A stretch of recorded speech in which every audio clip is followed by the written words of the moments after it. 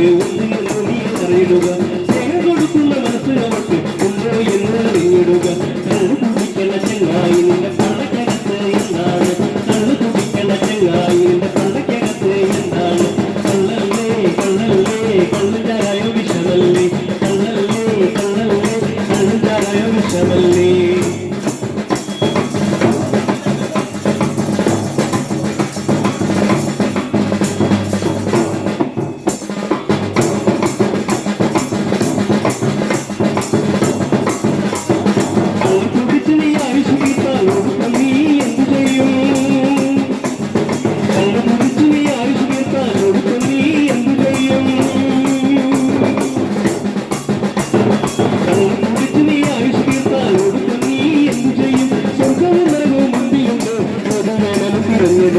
സ്വർഗവും നരകവും മുമ്പിലുണ്ട്, ഏതു വേണേലും തിരഞ്ഞെടുക്കാം. കള്ളു കുടിക്കണ ചങ്ങായി നിന്റെ പള്ളക്കകത്ത് എന്താണ്?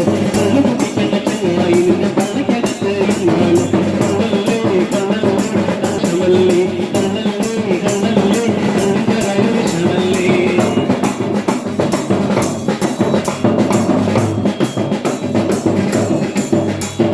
സ്നേഹം കൊടുക്കണ ചങ്ങായി നീ എന്തിനു ഭാര്യയെ തല്ലുന്നു?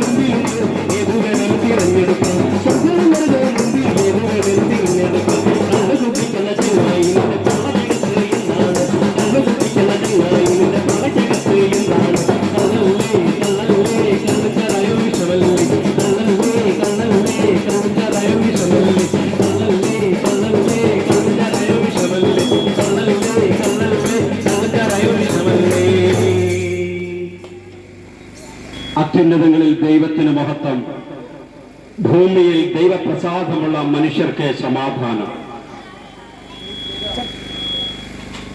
ഒരു ക്രിസ്മസ് കാലവും കൂടെ നമ്മളെ വിട്ട് കടന്നു പോയിരിക്കുകയാണ്. എന്താണ് ക്രിസ്തുമസ്? ദൈവപുത്രനായ യേശുക്രിസ്തുവിന്റെ തിരുപ്പിറവിയുടെ ആ ജനനത്തെ കൊണ്ടാടുന്ന ആഘോഷമാണ് ക്രിസ്തുമസ്.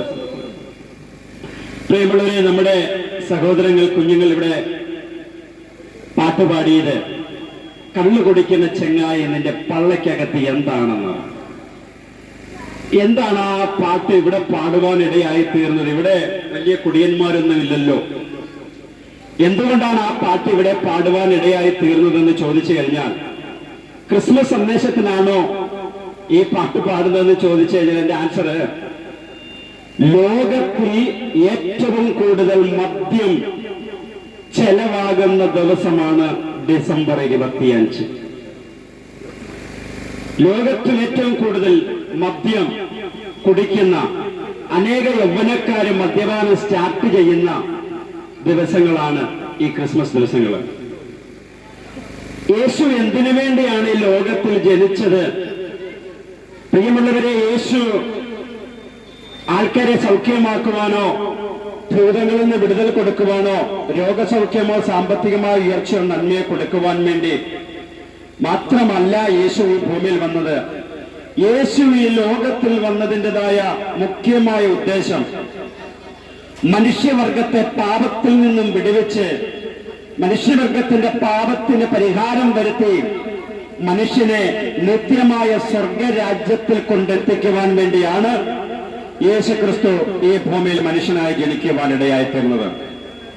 യേശുവിന്റെ ജനനം ഒരു മനുഷ്യൻ പോലും നശിച്ചു പോകാതെ സർവ്വ മനുഷ്യരും സ്വർഗരാജ്യത്തിൽ നിത്യജീവൻ പ്രാപിക്കുവാൻ എന്നുള്ള ആഗ്രഹത്തോടു കൂടിയാണ് കർത്താവായ യേശുക്രിസ്തു ഭൂമിയിൽ മനുഷ്യനായി പിറന്നത്. എന്നാൽ ദുഃഖകരമെന്ന് പറയട്ടെ, അതേ യേശുക്രിസ്തുവിന്റെ ജനനം ലോകം ആഘോഷിക്കുന്നത്, യേശുക്രിസ്തുവിന്റെ തിരുപ്പിറവി കൊണ്ടാടുന്നത് ഇന്ന് അനേക ഭവനങ്ങളും മദ്യത്തിന്റെ ഉപയോഗത്തിൽ കൂടെയാണ്. ഇന്ന് നാം നോക്കുകയാണെങ്കിൽ, പണ്ടൊക്കെയാണെന്നുണ്ടെങ്കിൽ മദ്യപാനം എന്ന് പറഞ്ഞു കഴിഞ്ഞാൽ ആണുങ്ങളായ കുറച്ചു പേര് മദ്യപിക്കും, അവരെ നാട്ടുകാരെല്ലാം പറയും കുടിയനാണ്. എന്നാൽ ഇന്ന് അവരെ കുടിയനെന്ന് പറയാൻ പറ്റത്തില്ല. കാരണം മദ്യം സകലമാന ആൾക്കാരും, ഭൂരിപക്ഷം ആൾക്കാരും ഇന്ന് മദ്യപാനം ഒരു പാഷനായി മാറ്റിക്കളഞ്ഞു. പണ്ട് ആണുങ്ങൾ മാത്രമാണ് മദ്യപിക്കുന്നതെങ്കിൽ ഇന്ന് മിക്കതായ ഭവനങ്ങളിലും കൊച്ചു പെമ്പിള്ളാർ പഠിക്കുന്ന സ്കൂളിലെ കോളേജിലെ പെമ്പിള്ളാർ മുതൽ മദ്യത്തിനും ഡ്രഗ്സിനും അടിമയായിക്കൊണ്ടിരിക്കുകയാണ്. പ്രിയമുള്ളവരെ, യേശുക്രിസ്തു ഈ ഭൂമിയിലേക്ക് കടന്നു വന്നത് മനുഷ്യന് നിത്യജീവിതം തരുവാൻ, മനുഷ്യന് സ്വർഗരാജ്യം തരുവാൻ വേണ്ടിയാണ്. എന്നാൽ ആരാണ് ദൈവരാജ്യം അവകാശമാക്കുന്നതെന്ന് ചോദിച്ചു കഴിഞ്ഞാൽ, വിശുദ്ധ വേദപുസ്തകത്തിൽ പുതിയ നിയമത്തിൽ ആവർത്തിച്ച് പറയുന്ന ഒരു കാര്യമുണ്ട്. മദ്യപാനി ദൈവരാജ്യം അവകാശമാക്കുകയില്ല എന്ന് ദൈവത്തിന്റെ വചനം വ്യക്തമായിട്ട് പറയുന്നു. അതേ യേശുക്രിസ്തുവിന്റെ തിരുപ്പിറവി കൊണ്ടാടുന്നത് മദ്യത്തിലാണോ എന്നുള്ളത് ഒരു വിരോധാഭാസമായ കാര്യമല്ലയോ? പ്രിയമുള്ളവരെ, കർത്താവ് എന്തിനു വേണ്ടി വന്നു? അതിന് നേരെ ഓപ്പോസിറ്റ്. യേശുവേ, എനിക്ക് നിത്യജീവിതമൊന്നും വേണ്ട, സ്വർഗരാജ്യമൊന്നും വേണ്ട, എനിക്ക് ഇവിടെ അടിച്ചു പൊളിച്ച് ജീവിക്കണം, എന്റേതായ രീതിയിൽ എന്റേതായ സമ്പ്രദായത്തിൽ എനിക്ക് ജീവിക്കണം എന്നുള്ളതായ ഒരാഗ്രഹത്തിലേക്ക്, ചിന്തയിലേക്ക് മനുഷ്യൻ എത്തപ്പെട്ട് കഴിഞ്ഞു. ഇതുകൊണ്ടാണ് യേശുക്രിസ്തുവിന്റെ വചനം, യേശുക്രിസ്തുവിന്റെ സുവിശേഷത്തിന്റെ അകത്തും ലേഖനങ്ങളിനകത്തും വ്യക്തമായി പറയുന്നുണ്ട്. യേശുക്രിസ്തുവിന്റെ രണ്ടാമത്തെ വരവിങ്കൽ ചുരുക്കം ചില വ്യക്തികൾ മാത്രമേ എടുക്കപ്പെടത്തുള്ളൂ. യേശുക്രിസ്തു തന്റെ സഭയെ ചേർക്കുവാൻ രണ്ടാമത് ഭൂമിയിലേക്ക് കടന്നു വരുമ്പോൾ, യേശുക്രിസ്തു തന്റെ സഭയെ സ്വീകരിക്കുവാൻ, നീതിമാന്മാരെ സ്വീകരിക്കുവാൻ ഈ ഭൂമിയിലേക്ക് യേശു കടന്നു വരുമ്പോൾ ചുരുക്കം പേര് മാത്രമേ എടുക്കപ്പെടുകയുള്ളൂ. വളരെ ചുരുക്കം പേര് മാത്രമേ ഉള്ളൂ. പ്രിയപ്പെട്ടവരെ, യേശുവിനെ അറിഞ്ഞു ക്രിസ്തീയ ഭവനത്തിൽ ജനിച്ചതുകൊണ്ട് നമ്മളെല്ലാവരും സ്വർഗത്തിൽ എത്തപ്പെടണമെന്നില്ല. വേദപുസ്തകം പറയുന്നതായ കൽപ്പനകൾ അനുസരിച്ചെങ്കിൽ മാത്രമേ നമുക്ക് അവിടെ എത്തിപ്പെടാനായിട്ട് കഴിയുകയുള്ളൂ. യേശു എന്തിനു വേണ്ടി വന്നു എന്ന് തിരിച്ചറിഞ്ഞുകൊണ്ട്, യേശു എന്തിനു വേണ്ടിയാണ് തന്റെ 33.5 വയസ്സുള്ള സമയത്ത് കാൽവറി ക്രൂശിൽ മുഴുമാനവകുലത്തിന്റെ പാപത്തിന് പരിഹാരമായിട്ട് കാൽവറി ക്രൂശിൽ അവസാനത്തെ തുള്ളി രക്തം വരെയും ചിന്തി മനുഷ്യകുലത്തിനു വേണ്ടി ക്രൂശിൽ യാഗമായി തീർന്നത് നമ്മളെ രക്ഷിക്കുവാൻ വേണ്ടിയായിരുന്നു. നമ്മളെ നിത്യജീവിതം നമുക്ക് തരുവാൻ വേണ്ടിയായിരുന്നു. നരകത്തീപ്പൊയ്കയിൽ, പാപത്തിന് അടിമകളായി നരകത്തീപ്പൊയ്കയിൽ പോകേണ്ടുന്ന നമ്മളെ ആ തീപ്പൊയ്കയിൽ നിന്ന് രക്ഷിക്കുവാൻ ഇത്രത്തോളം യേശു ത്യാഗം സഹിച്ചു, വേദന സഹിച്ചു എങ്കിൽ ആ കർത്താവിനോടുള്ള സ്നേഹം കാണിക്കുന്നത്, യേശുക്രിസ്തുവിന്റെ തിരുപ്പിറവി നമ്മൾ കൊണ്ടാടുന്നത് മദ്യപാനത്തിലാകരുതേ. മദ്യപാനം നമ്മളെ നരകത്തിൽ കൊണ്ടെത്തിക്കുമെന്ന് വിശുദ്ധ വേദപുസ്തകം വ്യക്തമായി പറയുന്നു.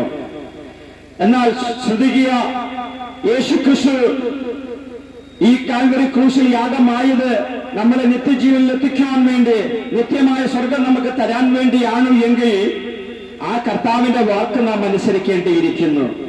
ഇന്ന് അനേകം ആൾക്കാർക്ക് കർത്താവ് പറഞ്ഞാൽ അതനുസരിക്കാൻ പ്രയാസമാണ്.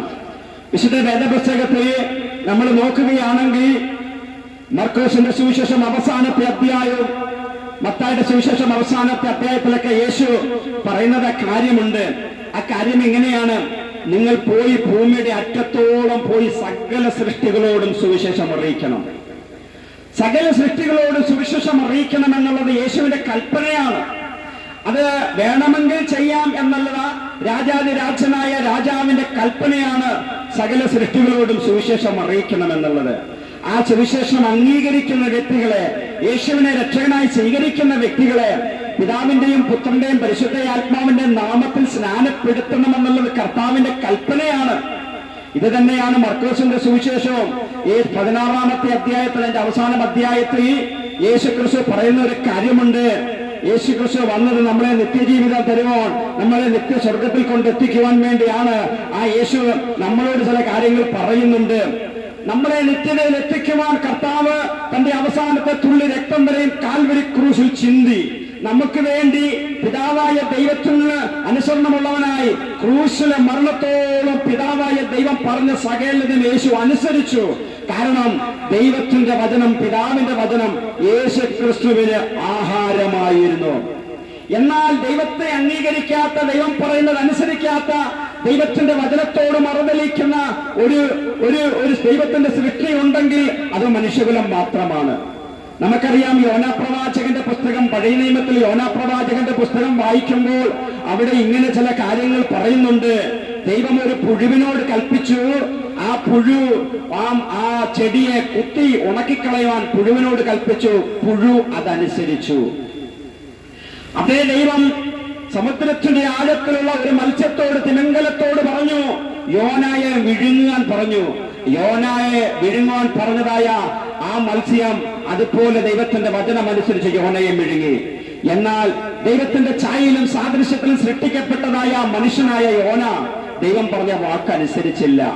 ഇത് മനുഷ്യ പ്രകൃതിയാണ്. എന്തുകൊണ്ടാണെന്ന് നമ്മൾ ചോദിച്ചു കഴിഞ്ഞാൽ, മനുഷ്യന്റെ ബുദ്ധി ദൈവത്തിന് പലപ്പോഴും വിരോധമായി വരും. എന്നാൽ പ്രിയമുള്ളവരെ, ഞാൻ ഈ യോനയുടെ കാര്യം ഇവിടെ പറഞ്ഞ എന്താണെന്നറിയാമോ? ദൈവത്തിന്റെ വചനത്തിൽ യേശുവിന്റെ കൽപ്പനയായ ആ സുവിശേഷത്തിലെ അവസാനത്തെ യേശു സ്വർഗാരോഹണം ചെയ്യുന്നതിന് മുമ്പ് യേശു ലോകത്തോട് വിളിച്ചു പറഞ്ഞു, വിശ്വസിക്കുകയും സ്നാനമേൽക്കുകയും ചെയ്യുന്നവൻ രക്ഷിക്കപ്പെടും, വിശ്വസിക്കാത്തവൻ ശിക്ഷാവിധിയിൽ അകപ്പെടും. ഇത് ഏതെങ്കിലും ഉപദേശമാരുടെയോ ഏതെങ്കിലും ഗ്രൂപ്പിൽപ്പെട്ട ആൾക്കാരുടെ ഉപദേശമല്ല. ഇത് കർത്താവായ യേശുക്രിസ്തുവിന്റെ ഉപദേശമാണ്. എന്നാൽ ദൈവത്തിന്റെ ഛായയിലും സാദൃശ്യത്തിലും സൃഷ്ടിക്കപ്പെട്ട മനുഷ്യൻ ഇന്നും ആ വചനത്തോട് മറുതലിക്കുകയാണ്. ദൈവം അങ്ങനെ പല കാര്യങ്ങൾ പറയും, എനിക്കങ്ങനൊന്നും ചെയ്യാൻ പറ്റുകയില്ല. ദൈവത്തിന് പലതും പറയാം, പക്ഷെ എനിക്കത് കഴിയില്ല. പ്രിയമുള്ളവരെ, ദൈവത്തോട് നാം മറുതലിച്ചാൽ, ദൈവത്തിന്റെ വചനത്തോട് നാം മറുതലിച്ചാൽ എന്താണ് വരുന്ന ഭയാനകമായ ശിക്ഷയെന്ന് നമുക്കറിയാമല്ലോ. അവിടെ വേറെ ഓപ്ഷൻ ഇല്ല, നരകത്തീപ്പൈക മാത്രമേ ഉള്ളൂ. യേശു നമ്മൾക്ക് വേണ്ടി ഇത്രയും ത്യാഗങ്ങൾ സഹിച്ചുവെങ്കിൽ, പിതാവായ ദൈവത്തിന് വേണ്ടി ക്രൂശിലെ മരണം വരെ അനുസരിച്ചുവെങ്കിൽ, അതേ ദൈവത്തിന്റെ മക്കളായ നമ്മൾക്ക് എന്തുകൊണ്ട് ദൈവത്തിന്റെ വചനം അനുസരിച്ചുകൂടാ? പ്രിയമുള്ളവരെ, കർത്താവിന്റെ വചനങ്ങൾ ഭാരമുള്ളവയല്ല. യേശുവിന്റെ വചനങ്ങൾ നമ്മളെ നിത്യജീവിതത്തിൽ കൊണ്ടെത്തിക്കുവാൻ വേണ്ടിയിട്ടുള്ളതായ വചനങ്ങളാണ്. അതുകൊണ്ട് ഈ ക്രിസ്മസ് കാലഘട്ടത്തിലെങ്കിലും നമുക്കൊരു തീരുമാനമെടുക്കുന്നത് നല്ലതായിരിക്കും. എനിക്ക് വലിയത് ദൈവത്തിന്റെ വചനമാ, എനിക്ക് വലുത് യേശുവിന്റെ വചനമാ. അതുകൊണ്ട് ആ വചനത്തിന് വിരുദ്ധമായി ഞാൻ പ്രവർത്തിക്കുകയില്ല. ദൈവത്തിന്റെ വചനത്തിന് വിരുദ്ധമായുള്ള കാര്യങ്ങൾ എനിക്ക് വേണ്ട. കാരണം എന്താണെന്ന് അറിയാമോ? നമ്മളെ രക്ഷിക്കാൻ യേശു മാത്രമേ കാണുകയുള്ളൂ. മരണം വരെയും നമുക്ക് പല കാര്യങ്ങൾ ഉണ്ടായിരിക്കും. നമ്മൾ മരിക്കുന്ന സമയം വരെയും നമ്മുടെ ഭാര്യമാർ നമ്മുടെ അടുക്കൽ ഉണ്ടായിരിക്കും, മക്കൾ കൂടെ ഉണ്ടാകാം, ഭർത്താക്കന്മാർ കൂടെ ഉണ്ടാകാം, മരിക്കുന്നിടം വരെ അയലത്തുകാരും ബന്ധുക്കാരും സ്വന്തക്കാരൊക്കെ നമ്മുടെ കൂടെ ഉണ്ടാകാം. പക്ഷെ മരണം നമ്മളെ വന്ന് വിളിക്കുന്ന ഒരു ദിവസം വരും. ആ ദിവസം മരണം വന്ന് വിളിച്ചു കഴിയുമ്പോൾ നമ്മുടെ കൂടെ അവസാനത്തോളം കൂടെ ഇരിക്കാമെന്ന് പറഞ്ഞ ഭാര്യയ്ക്ക് വരാൻ കഴിയുകയില്ല, ഭർത്താക്കന്മാർക്ക് വരാൻ കഴിയുകയില്ല, ജന്മം കൊടുത്ത മക്കൾക്ക് കൂടെ വരാൻ കഴിയുകയില്ല, മരണത്തിനപ്പുറം ആർക്കും വരാൻ കഴിയുകയില്ല. നമ്മളെ ശവപ്പെട്ടിലേക്ക് കൊണ്ടുവെക്കുന്ന സമയത്ത് നമ്മളെ സ്നേഹിക്കുന്ന പ്രിയപ്പെട്ടവർ ഒരു പിടി മണ്ണ് വാരി ആ ശവം മഞ്ചത്തിന്റെ മുകളിലേക്ക് ഇട്ടിട്ട് അവരവരുടെ വീട്ടിലേക്ക് പോകും. എന്നാൽ പിന്നീട് എന്ത് സംഭവിക്കും? നമുക്കറിയാം, ബോഡി അവിടെ കിടക്കും. പിന്നീട് എന്ത് സംഭവിക്കും? ആത്മാവും പ്രാണനും ദൈവത്തിന്റെ ന്യായാസനത്തിന്റെ മുൻപാകെ നിൽക്കേണ്ടി വരും. അവിടെ നമ്മുടെ കൂടെ ആരും കാണുകയില്ല, നമ്മളെ സഹായിക്കുവാൻ ആരും കാണുകയില്ല, നമ്മളെ പക്ഷം പിടിക്കുവാൻ ആരും കാണുകയില്ല. കാരണം അവരവർ വ്യക്തിപരമായി ദൈവത്തിന്റെ സന്നിധി നിൽക്കേണ്ടി വരും. അന്ന് ദൈവത്തിന്റെ മുമ്പിൽ ധൈര്യത്തോടെ നാം നിൽക്കണമെങ്കിൽ, അന്ന് കർത്താവിന്റെ മുമ്പിൽ ധൈര്യത്തോടെ നാം നിൽക്കണമെങ്കിൽ, ഈ ജീവനോടെ ഇരിക്കുന്ന സമയത്ത്, ഭൂമിയിൽ മനുഷ്യൻ ജീവനോടെ ഇരിക്കുന്ന ഈ സമയത്ത് ദൈവത്തിന്റെ വചനമായ ബൈബിളിലെ കൽപ്പനകൾ അനുസരിച്ച് ജീവിച്ചാൽ, ദൈവത്തിന്റെ വചനം പ്രമാണിച്ച് ജീവിച്ചാൽ, അന്ന് ദൈവത്തിന്റെ മുമ്പിൽ ധൈര്യത്തോടെ നിൽക്കുവാനായിട്ടിടയായി തീരും. അതുകൊണ്ട് പ്രിയമുള്ളവരെ, ഈ ഭൂമിയിൽ നമ്മുടെ ജീവിതം വിലയേറിയതാണ്. ഈ ഭൂമിയിൽ നമുക്ക് ദൈവം തന്നിരിക്കുന്നതായ ഈ ജീവിതം വളരെ വിലയേറിയതാണ്. കാരണം ഈ ഭൂമിയിൽ നമ്മുടെ ജീവിതമാണ് നമ്മൾ നിത്യതയിൽ സ്വർഗത്തിലായിരിക്കുമോ നരകത്തിലായിരിക്കുമോ എന്ന് തീരുമാനമെടുക്കുന്നത് ഈ ഭൂമിയിൽ നമ്മുടെ ജീവിതമാണ്. അതുകൊണ്ട് പ്രിയമുള്ളവരെ, നിങ്ങൾക്ക് ദൈവം തന്നിരിക്കുന്ന ഈ ഭൂമിയിലെ ജീവിതം പാഴാക്കി കളയരുതേ, വെസ്റ്റാക്കി കളയരുതേ. അത് വേഗം തീർന്നുകൊണ്ടിരിക്കുകയാണ്. ഏത് നിമിഷം നമ്മളെ വന്ന് വിളിക്കുമെന്ന് നാം അറിയുന്നില്ല. എന്നാൽ ദൈവത്തിന്റെ വചനമനുസരിച്ച് ജീവിക്കുന്നതായ, ദൈവത്തിന്റെ കൽപ്പന അനുസരിച്ച് ജീവിക്കുന്നതായ വ്യക്തികൾക്ക് ഒരു ഉറപ്പുണ്ട്. ആ ഉറപ്പെന്താണെന്നറിയാമോ? ഇന്ന് ഞാൻ മരിച്ചാൽ ഞാൻ എന്റെ കർത്താവായ യേശു ക്രിസ്തുവിനോട് നിത്യതയിലായിരിക്കുമെന്നുള്ളതായ ഒരു ഉറപ്പ് അവർക്കുണ്ട്. പ്രിയമുള്ളവരെ, ഈ ക്രിസ്മസ് കാലഘട്ടത്തിൽ ദൈവത്തിന് വേണ്ടി ജീവിക്കുവാൻ, യേശുവിന് വേണ്ടി ജീവിക്കുവാൻ ഒരു തീരുമാനമെടുക്കുവാൻ നിങ്ങൾക്ക് കഴിയുമോ പ്രിയപ്പെട്ടവരെ? ഇങ്ങനെ ഒരു തീരുമാനം നിങ്ങൾ എടുത്താൽ, നിങ്ങളുടെ ജീവിതം കർത്താവിന് വേണ്ടി സമർപ്പിച്ചാൽ, നിങ്ങളുടെ ഹൃദയം യേശുവിന് വേണ്ടി തുറന്നു കൊടുത്താൽ, സ്വർഗരാജ്യത്തിന്റെ വാതിൽ ദൈവം നിങ്ങൾക്ക് വേണ്ടി തുറക്കുവാനായിട്ട് ഇടയായി തീരും. അതുകൊണ്ട് ഈ ദിവസങ്ങൾ നമ്മൾ പാഴാക്കി കളയരുത്. സ്തോത്രം. വേദപുസ്തകത്തിൽ അനേക വാക്യങ്ങൾ ഉള്ളതിനകത്ത് ചില വാക്യങ്ങൾ ദൈവം ഇങ്ങനെയാണ് പറയുന്നത്: മരണശേഷം പുസ്തകങ്ങൾ തുറക്കും, ദൈവത്തിന്റെ വചനമായ ബൈബിൾ ദൈവം തുറക്കും, ദൈവത്തിന്റെ തിരുവചനമായ സ്വർഗത്തിൽ എന്നേക്കും സ്ഥിരമായിരിക്കുന്നതായ വിശുദ്ധ വേദപുസ്തകമായ ബൈബിൾ ദൈവം തുറന്ന് ആ ബൈബിളിലെ വാക്യങ്ങൾ പ്രകാരം മനുഷ്യനെ ന്യായം വിധിക്കുന്ന ഒരു ദിവസം വരുമെന്ന് ദൈവത്തിന്റെ വചനം വ്യക്തമായി പറയുന്നു. പ്രിയമുള്ളവരെ, മനുഷ്യന്റെ ഏറ്റവും വലിയതായ തടസ്സം അവന്റെ ബന്ധുക്കാര് സ്വന്തക്കാരല്ല. ഏറ്റവും ശക്തന്മാരായ ചിന്തകന്മാർ പറയുന്നത് ഒരു മനുഷ്യൻ ദൈവത്തെ അനുസരിക്കുന്നതിന് ഏറ്റവും വലിയ തടസ്സം അവന്റെ പാരമ്പര്യമാണ്. ഏറ്റവും വലിയതായ തടസ്സം. എന്നാൽ ആ പാരമ്പര്യങ്ങൾ നമ്മുടെ നിത്യജീവൻ നഷ്ടമാക്കുന്നുവെങ്കിൽ, നമ്മുടെ നിത്യജീവന് പ്രതികൂലമാകുന്നുവെങ്കിൽ ഓർത്തുകൊള്ളുക, പിന്നീട് രക്ഷിക്കാൻ നമ്മളെ ആരും കാണുകയില്ല. യേശു അവസാനത്തോളം യേശുവിനെ മാത്രമേ നമ്മുടെ കൂടെ വരാൻ കഴിയത്തുള്ളൂ.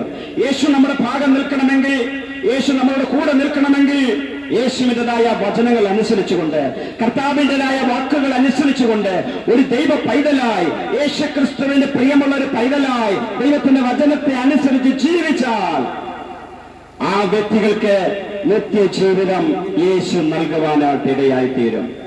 ആ യേശുക്രിസ്തുവിന്റെ അവസാനത്തെ കൽപ്പന ശിരസ വഹിച്ചുകൊണ്ട്, അത് കൽപ്പനയാകയാൽ ആ കൽപ്പന വഹിച്ചുകൊണ്ടാണ് ഞങ്ങളും ഇന്നും ഈ ദേശത്തിൽ ഇവിടെ കടന്നു വന്ന് നിങ്ങളോട് സുവിശേഷം അറിയിക്കുവാൻ വേണ്ടി ദൈവം ഞങ്ങൾക്കും സാഹചര്യം ഒരുക്കിയത്. അതിന്റെ കാരണം ദൈവം നിങ്ങളെ സ്നേഹിക്കുന്നു. എന്താണ് ദൈവം സ്നേഹിക്കുന്നത്? ദൈവം സ്നേഹിക്കുന്നത് കൊണ്ടാണ് ഇന്നും ഒരിക്കൽ കൂടെ ഈ ദേശത്തിന് സുവിശേഷം കേൾക്കുവാൻ ഇടയായി തീർന്നത്. ഈ സുവിശേഷം കേട്ടില്ല എങ്കിൽ യേശുക്രിസ്തു അനേക സമയത്ത് യേശുക്രിസ്തു താൻ ഭൂമിയിൽ ജീവനോടെ, ആ മനുഷ്യശരീരത്തിൽ ജീവനോടെ ആയിരുന്ന സമയത്ത് അനേക സിനഗോഗുകളിലും കവലകളിലും റോഡ് സൈഡുകളിലും കാണുന്ന സ്ഥലങ്ങളിലെല്ലാം കടൽപ്പുറത്തും മലയുടെ മുകളിലെല്ലാം കയറി ഇരുന്നുകൊണ്ട് തന്റെ അടുക്കൽ കടന്നു വരുന്നതായ ജനത്തിനോട് സുവിശേഷം പറഞ്ഞു, നിത്യജീവിതത്തെ കുറിച്ച് പറഞ്ഞു, നരകത്തെ കുറിച്ച് അവരെ പഠിപ്പിച്ചു. എല്ലാം ദുഃഖകരമായ ഒരു സത്യം പറയട്ടെ, അതിൽ ഭൂരിപക്ഷം ആൾക്കാരും അത് കൈക്കൊണ്ടില്ല, അത് സ്വീകരിച്ചില്ല. ഡയറക്റ്റ് രക്ഷകനായ ദൈവം തമ്പുരാൻ തന്നെ മനുഷ്യനായി ഭൂമിയിൽ വന്ന് സുവിശേഷം പറഞ്ഞിട്ടും അന്നത്തെ കാലത്തെ 90% ആൾക്കാർ അത് സ്വീകരിച്ചില്ല. യേശുവിനെ തള്ളിക്കളയുവാനിടയായി തീർന്നു. എന്തുകൊണ്ടാണ് അവർ തള്ളിക്കളയാനിടയായി തീർന്നത്? കാരണം മനുഷ്യന്റെ പ്രകൃതി പാപപ്രകൃതിയായാൽ മനുഷ്യനെ അവർക്ക് അവരുടെ യഹൂദ പാരമ്പര്യത്തിന്റെ കാര്യം പറഞ്ഞുകൊണ്ട്, അവരുടെ യഹൂദ പാരമ്പര്യത്തിന്റെ പ്രൗഢി പറഞ്ഞുകൊണ്ട് അവരുടെ സത്യത്തോട് മറുതലിക്കുവാനിടയായി തീർന്നു. അവര് കർത്താവിനെ തള്ളിക്കളഞ്ഞ് ക്രൂശിക്കുവാനിടയായിട്ടിടയായി. പ്രിയമുള്ളവരെ, ഇന്നും ദൈവത്തിന്റെ ജനമെന്ന് പറയുന്നതായ വ്യക്തികൾ ദൈവത്തോട് മറുതലിച്ചുകൊണ്ടിരിക്കുകയാണ്. അതിന്റെ കാരണം എന്താണെന്നറിയാമോ? അവർക്ക് അവരുടേതായ പാരമ്പര്യങ്ങളും അവരുടേതായ ആചാരങ്ങളും നിഷ്ഠകളും ബന്ധുക്കളും സ്വന്തക്കാരുമുണ്ട്. എന്നാൽ ഏറ്റവും വലുത് നമ്മുടെ ജീവിതത്തിൽ ഇതിനേക്കാൾ ഏറ്റവും ഉപരിയായി നമ്മൾ ദൈവത്തിന് ഒന്നാം സ്ഥാനം കൊടുക്കണം. യേശു തന്നെ വിളിച്ചു പറയുന്ന ഒരു കാര്യമുണ്ട്: എന്നേക്കാൾ ഉപരിയായി, എന്നേക്കാൾ അധികമായി മറ്റേതിനെയോ എന്തിനെയെങ്കിലും സ്നേഹിക്കുന്നവർ എനിക്ക് കൊള്ളാവുന്നവനല്ല. അതുകൊണ്ട് ജീവിതത്തിൽ ഒന്നാം സ്ഥാനം യേശുക്രിസ്തുവിന് കൊടുത്തുകൊണ്ട്, ജീവിതത്തിൽ ഒന്നാം സ്ഥാനം യേശുവിന്റെ കൽപ്പനകൾക്ക് കൊടുത്തുകൊണ്ട് ഒരു ദൈവപൈതലായി യേശുവിന്റെ വചനം അനുസരിച്ച്, തിരുവചനം അനുസരിച്ച് ജീവിക്കുവാൻ നിങ്ങൾ തീരുമാനിക്കുന്നുവെങ്കിൽ ഇന്ന് നിങ്ങളുടെ യഥാർത്ഥ ക്രിസ്തുമസ് ആണ്.